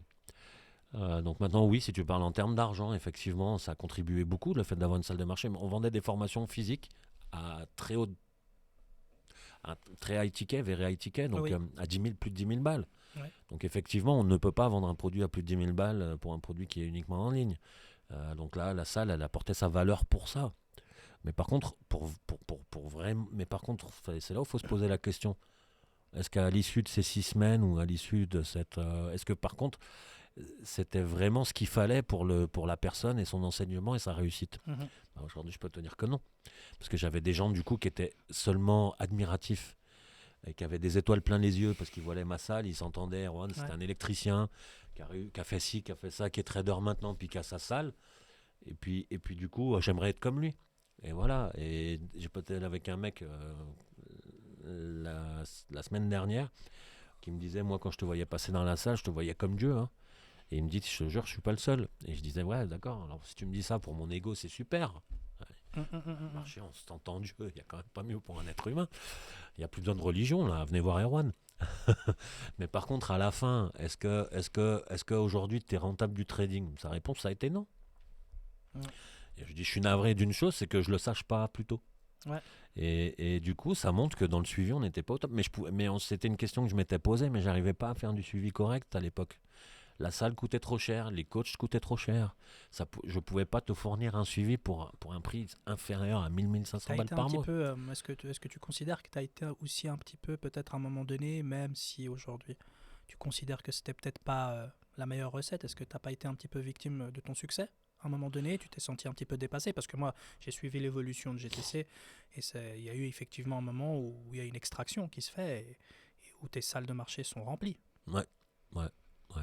Bah en fait, on a vraiment rempli parce que on était les seuls en Europe à faire ça, hein. Faut C'était savoir que incroyable. on est C'était incroyable. leader en Europe de ça. Il y a personne qui avait 3 salles des marchés. Alors après, encore une fois, quand tu te présentes, etc., tu dis le seul avec 3 salles des marchés. Si ça, t'es le fondateur en plus de ça. Voilà, c'est clair que tu as cette fierté-là et c'est vrai que c'est honorifique. D'ailleurs, si aujourd'hui on est là ensemble, c'est grâce à GTC. On s'est rencontrés par Certainement, ce bien sûr, biais-là. on On a s'est des rencontrés. relations en commun qui Oui, viennent de là. oui, Fabien vient de là. J'ai presque envie de dire ma copine de maintenant vient de là. ouais. Plein de choses. Il y a énormément en fait GTC m'a apporté ma vie. Donc Mhm. c'est un tremplin. Aujourd'hui d'ailleurs, Et il l'aventure y a n'est des pas gens, terminée. il y a des gens aujourd'hui qui ont été formés chez moi, qui aujourd'hui aussi, sur les réseaux, promouvoient ce que moi j'ai fait, Bien sûr. même pas sous mon entité, Non, mais c'est mais clair. aujourd'hui, il y a un truc que ça je dis, et ça, c'est le seul ego que je vais Et vraiment moi, garder j'en pour vois moi. passer, hein.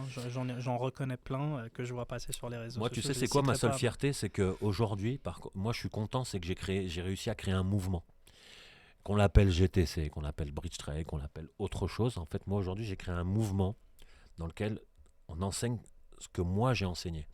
Ça veut dire qu'aujourd'hui, sur les réseaux, il y a plein de gens qui vont te vendre des choses, qui vont t'enseigner, qui vont en tout cas montrer leur façon de travailler dans le trading et que c'est moi qui leur ai enseigné. Donc, et ce qui est génial, c'est que autant que ce soit les gens qui m'aiment que les gens qui me détestent, parce qu'on a toujours un peu les deux dans l'entrepreneuriat, bah, que ce soit les gens qui m'aiment ou qui me détestent, en fait, quand tu leur poseras la question, mais t'as appris ça où, bah, ah ça bah leur a ouais. appris chez GTC et chez Erwan. Donc en fait, aujourd'hui, bah, moi, j'ai su passer un message dans le monde francophone et c'est la seule chose que je vais garder pour moi et c'est la seule chose dont toujours je serai fier. Quoi que tu fasses, quoi qu'on fasse, à partir du moment où tu viendras dans le trading, ce sera grâce à Erwan. Donc ça, c'est la seule chose dans laquelle je serai fier. Donc voilà, après, victime de mon succès, oui, forcément. Moi, je m'estime pas comme quelqu'un d'exceptionnel. Je viens vraiment d'une famille très modeste, avec une enfance très difficile. Donc déjà, de faire ce que j'ai fait, j'en suis déjà super satisfait. Et effectivement, moi, je me suis jamais pris au sérieux. Enfin, toi, tu me Alors, connais. c'est le but un petit peu aujourd'hui de ce podcast aussi, hein, puisque l'idée c'est de mettre en lumière des gens qui ont un parcours inspirant comme le tien, qui est instructif vraiment, où tu nous racontes un petit peu tout ce qu'on est en train de faire depuis tout à l'heure. Et c'est super important pour ceux qui nous écoutent. Donc franchement, Ouais. faut d'abord bravo, et puis il faut pas hésiter à le dire Ah, et ouais. à le raconter ouvertement et à l'assumer. C'est-à-dire Ah, que moi, je rougis pas parce puisque qu'en parce- on est le fruit de notre histoire et c'est ce qui fait c'est ce qui fait. mais des hauts débats, j'en ai déjà eu. Et puis c'était, sauf que la grosse différence, c'est que ça n'était pas visible comme ça a pu l'être là, maintenant, parce que j'étais très actif sur les réseaux. Donc naturellement, c'est clair que là, dès qu'il y a quelque chose qui joue pas ou qui joue, ben, en fait, c'est soit t'es super, soit t'es pourri. Mais avant, j'ai eu aussi des hauts et des bas et c'était moins visible simplement. On en a tous dans la vie. Et je crois que la capacité d'un homme, c'est sa faculté à gérer les problèmes, la taille des problèmes. Moi, je pense qu'être quelqu'un qui juge peut avoir des milliards de problèmes sur la tête. J'arrive à relativiser, à prendre bien les choses, à les gérer, à prendre le temps, à pas aller dans l'impulsivité, l'impatience, etc. Et du coup, je pense que je suis un énorme moteur vis-à-vis de ça. Et c'est vrai que j'ai conscience que par rapport à ça, je peux donner des beaux exemples. La seule chose que je peux dire en tout cas, c'est même si j'ai été victime de mon succès, je sais que j'ai été jamais quelqu'un qui me suis trop pris au sérieux. Peut-être des fois un peu trop, pas sérieux justement, Non, ça c'est peut vrai, arriver. Mais du coup, je peux le dire, hein, bah, pour t'avoir fréquenté un petit peu. Tu es vraiment quelqu'un de très simple et enfin, t'es comme sur ce podcast, comme t'es enfin, tous les voilà. jours. Donc après, victime du succès, oui, mais parce que j'ai voulu aller vite. Et puis voilà, puis je déteste aussi faire quelque chose tout seul. Donc Ouais. ça, j'arrive pas. Pas parce que je me sens impuissant, non, c'est au contraire. Parce que même si on est 2, 3, 4, c'est moi qui va être le moteur et souvent celui qui est devant à avoir les idées. Mais par contre, voilà, j'ai besoin de communiquer, de parler avec quelqu'un. Je trouve que dans la vie, des aventures, on doit les faire à plusieurs. J'ai pas envie de crever seul dans un cercueil. Enfin, je serai tout seul, de toute façon, dans tous les cas. Mais je dis, voilà, j'aimerais bien avoir vécu des petites aventures avec des gens qui ont été importants, qui ont été là, qui ont marqué l'histoire aussi. Et puis, du coup, c'est à ça que moi, c'est ça qui m'intéresse. C'est ça qui m'intéresse. Donc, du coup, le fait de devoir aussi avoir des gens autour de soi, c'est aussi accepter de prendre des problèmes des autres. Donc, ou de les gérer à plusieurs. Donc voilà, c'est un petit peu ça Tu disais qui me tout à plaît. l'heure, au début du podcast, je tends un petit peu plus vers l'entrepreneuriat, Ouais, surtout ces dernières années, que vers le trading. Concrètement, aujourd'hui, tu continues à trader. Tu te ouais, considères ouais, encore ouais, trader quand même, trader. ouais, Ouais. ouais, bien Tu sûr. trades tous les jours. Non, je trade pas tous les jours. Je dirais que je trade entre 2 et 3 fois par semaine. D'accord. Après, si on dit trader, c'est être présent sur les marchés. Oui, puisque j'ai des positions sur de la crypto à moyen long terme. J'allais y venir d'ailleurs. J'ai des positions sur les actions à plus ou moins moyen long terme. Donc je suis toujours actif là-dedans, de près ou de loin.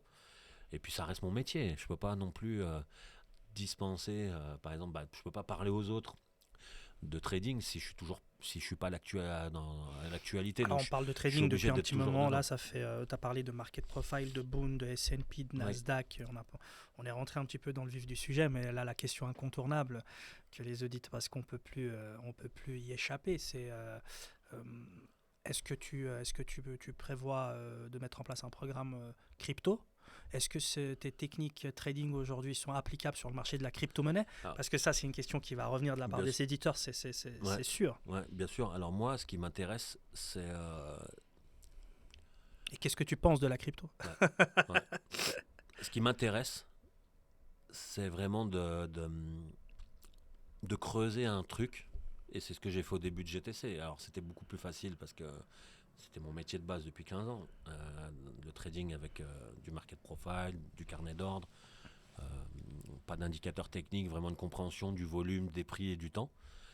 Et en fait, je me suis jamais intéressé à la crypto si ce n'est que par intérêt de mode. Parce que en étant professionnel, je crois que même si on n'est pas attiré par un produit, on doit quand même s'y intéresser. Parce que être professionnel, c'est quand même s'intéresser un peu à tout du moment que ça touche à ton secteur d'activité. Donc je n'avais pas le choix de m'y intéresser quand même à la crypto, mais je n'étais pas un fou de crypto.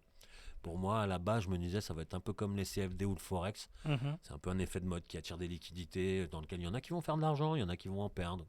C'est toujours un jeu dans la finance, on sait que le but c'est toujours de créer des produits pour vendre. Aujourd'hui, tu le vois comme un effet de mode ou tu le vois comme une classe Non, non, d'actifs à part entière? non, je le vois juste comme une formidable opportunité de devenir millionnaire du jour au lendemain. Je crois quand même qu'aujourd'hui, il y a pas plus joli, quelque- il n'y a pas meilleur investissement. Non, il n'y a pas meilleure opportunité Voilà, il y a des mecs qui pour. ont mis 10 balles qui ont gagné 100 000 Non, mais derrière. c'est réel, hein. Donc il n'y a Donc, pas meilleur moyen de faire de l'argent aujourd'hui rapidement, naturellement, que maintenant. Comme dans tout métier, il y a des choses à pas tu as faire, des des choses à bien investissements en faire. crypto? J'ai des investissements en crypto que je peux pas donner naturellement là, mais en tout Voilà. cas, voilà, il y a des belles choses qui vont naître en 2024 en crypto en tout cas. Voilà. Ouais. Après en tout cas max horizon janvier 2025, février 2025, je pense il y aura eu des belles choses sur de la crypto. Je Et il pense y en a déjà eu effectivement. maintenant à l'heure où on parle, hein, si jamais. J'ai aussi l'impression qu'on est en train de vivre un alignement des planètes et que Ouais. 2024-2025 pourrait être potentiellement Moi, je préconise en l'âge tout cas à d'or. chacun voilà, d'avoir en tout cas un petit portefeuille, un petit wallet en crypto avec deux, trois Alors, choses. ouais. Voilà, simplement de s'arrêter là, comme ça on n'ira pas dans le conseil plus Ouais, loin. ouais, bien sûr. Mais par contre, Mais tu conseilles aux gens de effectivement, diversifier je vais, je vais rendre disponible une formation en crypto avec. en collaboration En avec col- Tut. Voilà, exactement, qu'on va pas nommer tout de suite, parce qu'il est pas très loin. Mais par contre, je veux que ce soit fait avec un démarquage, avec quand même avant de parler de... Parce que quand on dit que la crypto, par exemple, ça peut être le moyen de se rendre plus riche le plus Mhm. rapidement possible, j'y crois, hein, mais ça reste quand même, pour la majorité des gens, Alors, non quelque seulement chose qui on y sera fait croit, un mais petit peu... on en connaît, hein. Ouais, On en connaît. mais aujourd'hui, ça restera encore quand même, je vais pas te dire comme le loto, parce que c'est pas vrai. Il y a beaucoup plus de chances de probabilité de succès de devenir millionnaire en crypto qu'avec le loto, hein. Oui, Donc ça reste quand même quelque chose de plus probabilistiquement parlant, de plus atteignable. de plus accessible. Mais par contre, ça reste quand même quelque chose auquel il y a une part d'aléatoire et d'intervention extérieure qui Ben, doivent se ça faire. reste encore un marché peu régulé, très très spéculatif et très volatile. Et effectivement, Et tu dois avoir des événements extérieurs qui se passent pour que ça te rende ton, ouais, que ça ton t'expose à un investissement. accident positif de richesse. Voilà, Ouais. exactement. Tandis que le fait de faire du trading comme moi je l'enseigne sur le Bund, sur le S&P, avec le market profile, etc., bah, c'est le contraire. C'est-à-dire que ça te rendra moins riche, mais ça va te créer un revenu régulier et qui va être basé uniquement sur tes connaissances et tes fondamentaux à toi et tes connaissances liées au comportement du marché avec des outils. Donc c'est-à-dire que tu vas plus compter sur des événements extérieurs. Là, c'est toi, tu as ton marché devant toi, Ouais. il va te créer des opportunités, à toi de savoir les saisir, mais c'est toi qui décides. Donc T'es finalement, moins tributaire de t'es l'environnement t'es quasi qui pas gravite autour de tributaire, toi. voilà, t'es quasi plus tributaire d'environnement. Comme le trading, c'est du commerce, c'est un métier où il faut juste raisonner. Quand le prix baisse, bah, ça devient moins cher, donc il y a des acheteurs qui vont venir. Le but, c'est d'acheter pas cher et de revendre le plus cher possible. Et dans une journée, le marché, il t'offre ces deux opportunités-là. Donc en fait, aujourd'hui, on a la chance de pouvoir shorter les marchés, de pouvoir les acheter. Moi, je suis pas là pour dire si aujourd'hui ça va monter ou ça va descendre avec ma méthode. Non, je crois que personne C'est juste que si ça monte, peut prédire ce bah, qui il y va se aura des passer. vendeurs dans ces prix-là. Si ça baisse tant, il y aura des acheteurs dans ces prix-là. Et moi, c'est justement autour de ces deux hypothèses-là que je construis une méthode. Et voilà, donc je vais apporter à la crypto cette façon-là d'intervenir avec des outils comme le Market Profile, etc., qui étaient peu disponibles, qui étaient pas du tout disponibles jusqu'à il y a peu de temps. C'est vrai. Aujourd'hui, on a la chance de pouvoir les exploiter. Ensemble, la dernière fois, on a regardé un petit peu. Il y avait deux, trois stratégies déjà qui se présentent, deux, trois patterns Oui. qui ont l'air super intéressantes sur le marché pour faire justement soit du scalp, soit du day trading. Mhm. Donc, ouais, je m'intéresse à ça et je suis en réflexion de construire Quelque vraiment chose qui quelque tend. chose autour de ça Ouais, qui coûtera pas trop cher, qui sera accessible aux gens, que les gens aussi pourront essayer, bien sûr. que moi je vais découvrir aussi avec eux un peu plus avec le temps avec ça et que finalement bah, je sais que des institutions se penchent pas sur ce genre de méthode là. Donc ça m'anime, voilà. Moi j'aime bien avoir toujours un petit regard d'autiste un peu sur les choses avec un œil extérieur et un peu différent des gens. Je vais te poser une question qui, qui m'a été posée, qu'on m'a demandé de te poser. Ouais. Quel est ton plus gros trade? Quel est le plus gros gain que tu as Ouais. effectué sur un trade? OK. C'est pas du conseil d'investissement. C'est Ça, pas du hein. conseil, là tu peux y aller cette fois. Parce que c'était il y a un petit moment. C'était 160 000 francs en une journée, en 3 heures de temps. En un trade, 160 000 En un francs. trade, ouais. Incroyable. En un trade. Et Incroyable. ma plus grosse perte, 60 000 francs, c'est important de la dire, tu vois. Bien sûr, mais j'allais te la poser de toute façon. Tu m'as coupé J'ai l'arbre sous le pied. anticipé. Hein, T'es très très fort. 60 000 francs de perte sur un trade, ouais, ça aussi, fait mal. aussi, en une heure. Ouais, d'accord. Voilà. Et alors, combien gagne un trader aujourd'hui indépendant en moyenne? Parce que c'est ça que les gens veulent savoir. Alors, ils disent, il ok, n'y a pas, je connais même pas en fait. ouais. Est-ce qu'il y a une réponse? J'ai Alors, connu des gens qui étaient assis. moi, je suis obligé de te poser la question, mais Ouais, est-ce que moi, j'ai réellement connu il y a des une gens qui étaient réponse? assis à côté de moi et qui Ouais. gagnaient 1 million par jour. Voilà. Est-ce que ça existe, ça? Oui, ça existe, mais faut bien penser. C'était des gens qui étaient backés par des grosses sociétés. En fait, il faut bien penser chaque époque à sa chose. C'est comme maintenant. C'est même pas une question de trader, c'est une question. Regarde, moi j'ai connu des gamins qui venaient en formation chez moi, qui avaient fait 1 million en crypto dans les 6 derniers mois, avec un investissement à la base de 10 000 balles. Ouais, c'est incroyable. Et C'est du incroyable. coup, est-ce que c'est quelque chose que je peux admirer? Oui et non, parce qu'en fait, il n'y avait pas de méthode. Ouais. Voilà, donc, C'est juste des résultats, finalement. et à l'époque, moi, ces gens-là que j'ai fréquentés qui généraient 1 million de francs par jour, c'est des gens qui avaient de la méthode, ça c'est clair, mais surtout il faut penser que dans les années 2000 à 2010, en Angleterre et en Europe, il y avait beaucoup d'entreprises qui faisaient ce qu'on appelle des excédents de cash flow extraordinaires. Le cash flow, c'est déjà l'argent qu'on met un petit peu de côté, qui nous sert vraiment à faire tourner une entreprise de façon très saine. Quand on a du cash flow, c'est là où les entreprises sont à l'aise Mhm. et dans leur évolution et leur croissance économique, elles vont vraiment aller assez rapidement. Mais en plus, quand tu as des excédents, ça veut dire que c'est de l'argent en trop que tu ne sais pas quoi faire. C'est-à-dire qu'il y avait plein d'entreprises qui avaient des excédents dont l'argent, ils ne savaient pas ce qu'ils allaient en foutre. Et les salles de marché récupéraient ces excédents de cash flow envers ces sociétés-là pour leur dire, bah, ça veut dire que c'est de l'argent que vous pouvez perdre, vous en foutez. Soit avec cet argent, vous faites On va s'amuser un petit on peu. s'amuse, et puis c'est tant mieux, c'est super, Ouais. mais vous devez être conscient que vous avez 100% de risque de le perdre. Bien sûr. Si vous acceptez ça, avec ça, on va s'amuser et on va voir ce que ça donne. Et ces gens-là étaient prêts à ça. Donc en fait, ils prenaient ces excédents de cash flow-là, ils les confiaient à des mecs, sur des stratégies de trading ou même sur des personnes qui avaient du potentiel. Et j'ai connu des gens qui étaient du coup financés par ces excédents de cash flow dans des boîtes, donc ils s'amusaient avec. Ils étaient prêts à faire du pump de ouf. Donc du coup, naturellement, quand on leur confiait des 10, 15, 20, 30 millions, 1 milliard, le mec qui fait 1 million par jour, c'est même pas 1%. C'est incroyable. Donc tout est relatif en Bien termes sûr. d'argent. Bien sûr. Moi, par exemple, encore une fois, moi je vais me poser vraiment dans le sens du peuple. C'est-à-dire que moi, ça m'intéresse. Enfin, vraiment, ta question elle est pertinente, mais en fait, elle m'intéresse pas dans le cadre de ce que je veux faire. Parce que moi, mon objectif, il est d'apprendre aux gens à construire un revenu, à devenir de plus en plus indépendant, de compter sur ses compétences à soi-même, d'arrêter de compter sur celles des autres. Mhm. Donc apprendre à construire déjà quelque chose que tu aimes. Donc déjà, moi, ce qui m'intéresse, c'est d'essayer de filtrer. Est-ce que les gens font du trading parce qu'ils aiment ça, parce qu'ils aiment l'argent? Déjà, ça, c'est les premières choses à se poser. Mm.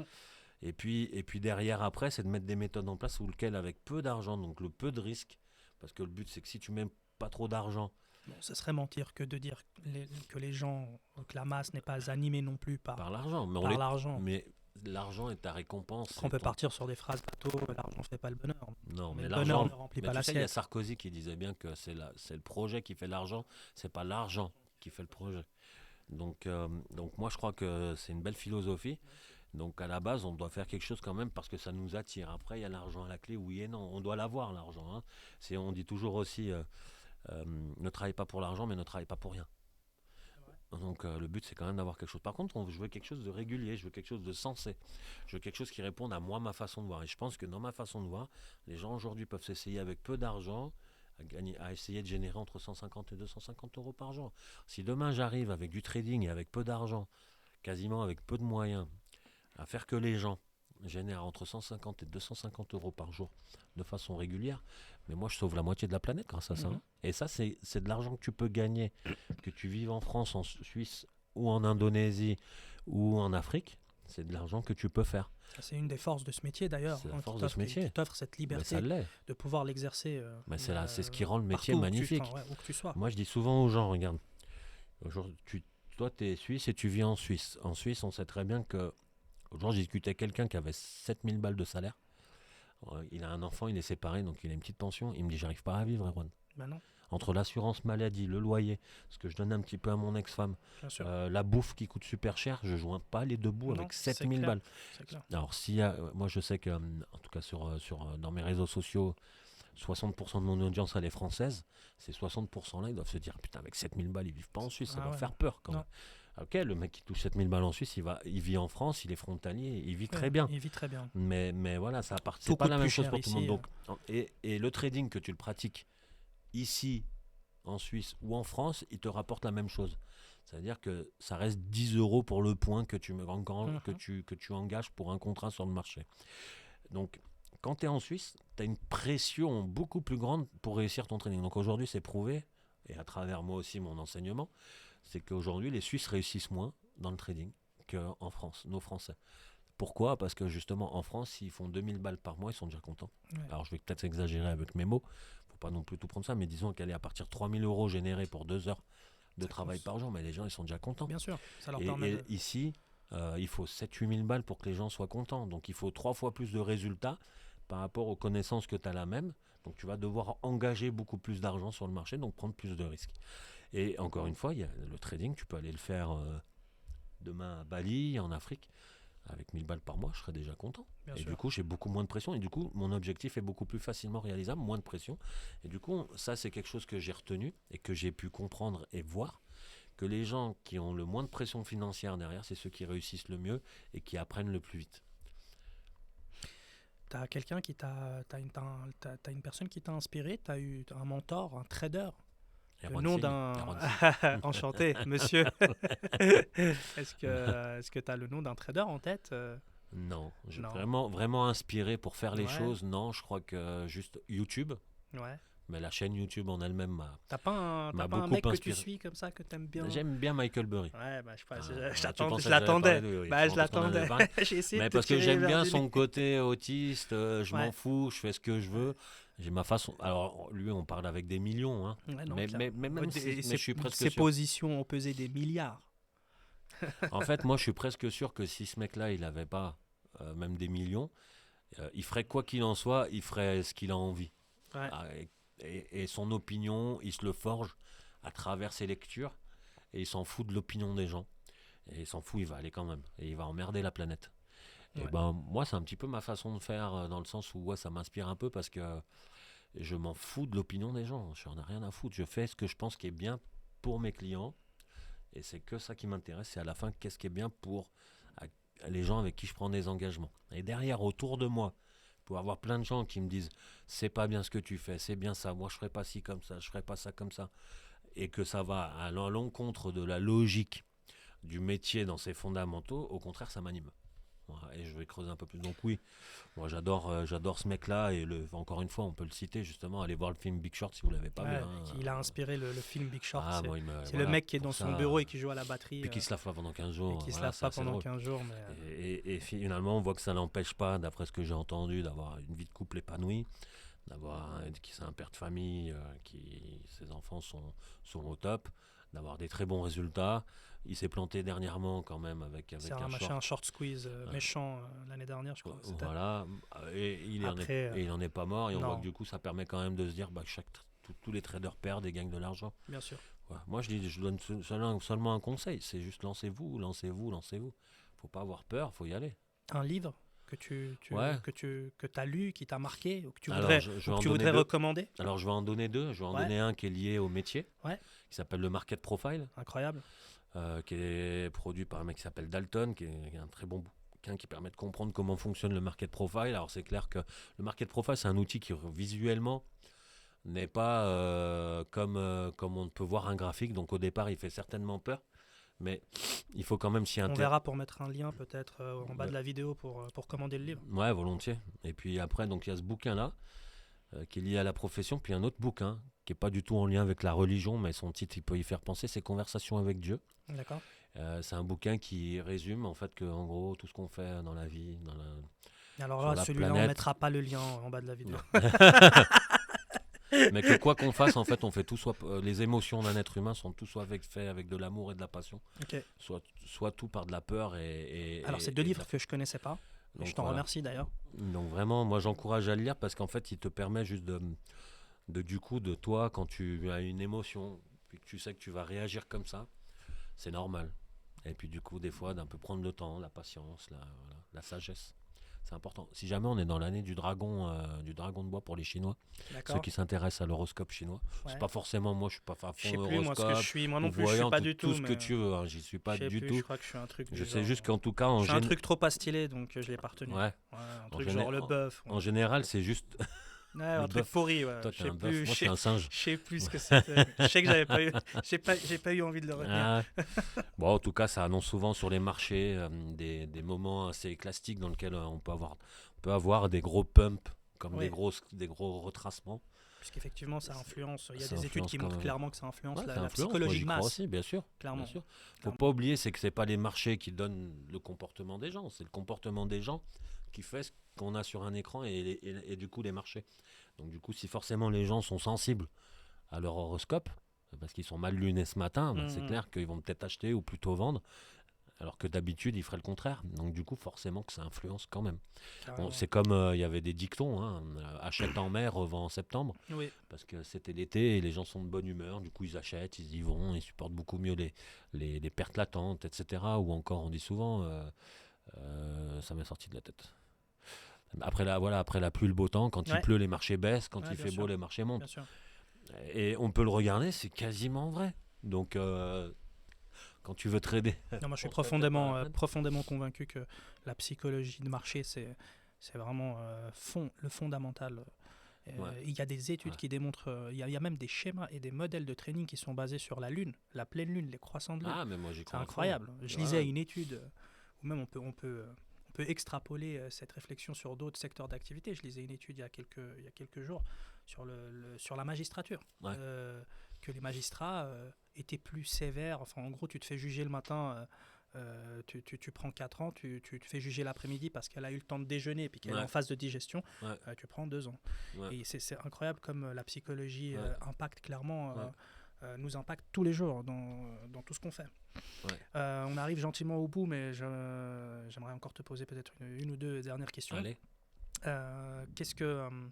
Quelle est la qualité qu'un trader doit avoir pour être un bon trader? Ouais. Bon, moi je dirais que je dis toujours que la première vertu d'un trader, c'est la patience. Ouais. C'est juste ça. Ça paraît bête, mais moi j'ai animé des webinaires pour plusieurs brokers. En général, je me fais pas payer, mais j'aime bien accéder aux statistiques. En tout cas, ça m'intéresse.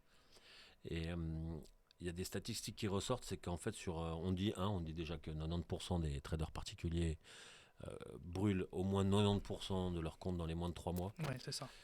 Ça, c'est une statistique qui est réelle, mais si on creuse un petit peu plus, on s'aperçoit que si ces 90%-là avaient pu tenir leur position, ne serait-ce qu'un mois de plus, ces 90%-là seraient positifs. Ok. Donc ça ramènerait le chiffre à... Ça ramène en fait à quelque chose, c'est qu'en fait, alors, faut pas non plus juste se dire bêtement, j'avais qu'à tenir ma position plus longue, oui. Mais en fait, il faut comprendre pourquoi le trader particulier n'attend pas plus longtemps sur le marché. C'est parce qu'en fait, le montant qu'il a engagé est bien souvent trop élevé. Et du coup, il n'est pas capable de supporter plus longtemps cette perte. Ouais. Donc du coup, ce que j'encourage tout le monde, et ce qu'il faut vraiment regarder, c'est la patience, et surtout, ne pas se laisser avoir par de la gourmandise ou des chiffres qu'on voudrait avoir absolument. Il faut toujours s'engager sur les marchés avec des petits montants, ce qui fait qu'on est toujours capable de subir pendant longtemps une stratégie qu'on aurait... Parce que si ça dure plus longtemps que ce qu'on a imaginé, c'est que notre analyse à la base, elle n'était pas super bonne. Et que du coup, on est certainement rentré plus tôt sur le marché. On l'assoit. Parce qu'on a été impatient. Et puis du coup, c'est ce qui amènera à être beaucoup plus patient par la suite. Donc si on a la possibilité d'être plus patient, en diminuant ses tailles d'opposition, on s'aperçoit qu'on augmente tout de suite les chances de probabilité de succès sur le trade. D'accord. Donc vraiment la patience, c'est vraiment la première vertu du trader. Et dernière question, et on va terminer sur ça. Si tu avais dû choisir un autre métier, tu n'as pas le choix, le métier de trader n'existe pas, qu'est-ce que tu ferais? Je dis souvent cuisinier. Cuisinier? J'adore cuisiner. Ok, incroyable. Je suis spécialiste des hamburgers dans tous les sens. Je crois que je suis meilleur que n'importe quel. Tu m'as jamais rien fait à manger. Non. Et maintenant, je te tiens avec cette réponse. Tu seras obligé. Avec plaisir, je te cuisine un hamburger quand tu veux. J'adore faire ça. Okay, j'adore. Je savais pas. Et du coup, j'ai remarqué que quand on est... Bon, ça n'est pas non plus quelque chose de très compliqué, mais j'ai remarqué ça s'empile par couche. Il n'y a pas besoin de tout mélanger à la fin, donc ça va. Mais c'est toujours pour amener ça à ça. C'est que du coup, tout le monde... Alors, et je sais que c'est pas par hypocrisie, souvent il y a des gens qui se disent je veux goûter les hamburgers à Erwan. Du coup j'ai entendu que tu faisais des bons trucs. Trop bien. Ce qui est bien, c'est de se dire que du coup quand on fait quelque chose par passion, au final c'est toujours bon ou bien fait. C'est vrai. C'est tout ce qu'il faut dire. Donc voilà, c'est pour ça qu'encore une fois je reviens là-dessus, mais faites pas du trading uniquement pour de l'argent, venez-y parce que vous cherchez un nouveau métier. Parce qu'il y a quelque chose de plus profond qui vous anime, bien sûr. À gagner plus d'argent, mais c'est aussi valable parce que c'est plus profond, puis ça vous plaît quand même d'être attiré. Clairement. Voilà, et ça c'est le plus important. Bah écoute, en tout cas, je te remercie. Merci à toi. C'était vraiment sympa. Moi, j'ai beaucoup appris, même si, tu vois, je suis souvent avec toi, on se voit, on bosse ensemble, mais tu as répondu à des questions dont j'ignorais les réponses. Et tu reviendras? Avec plaisir. Parfait, avec plaisir, on te réinvitera en tout cas. Et merci encore. Ça marche. Merci à toi.